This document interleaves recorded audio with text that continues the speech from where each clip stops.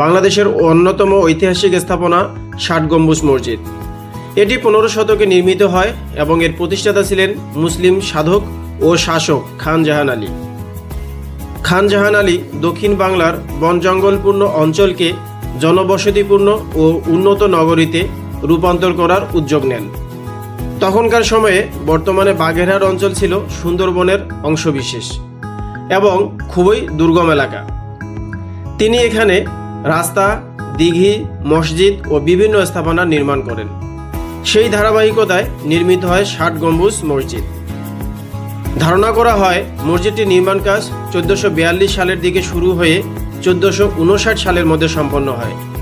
এটি শুধু নামাজের স্থান ছিল না, বরং প্রশাসনিক ও শিক্ষা কেন্দ্র হিসেবেও ব্যবহৃত হতো।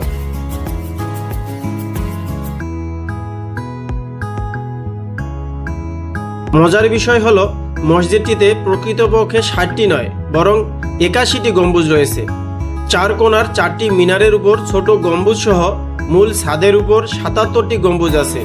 তবে ভেতরে সারিবদ্ধ 60টি পাথরের স্তম্ভ থাকার কারণে লোকমুখে এটি 60 গম্বুজ মসজিদ নামে পরিচিত হয়ে যায়।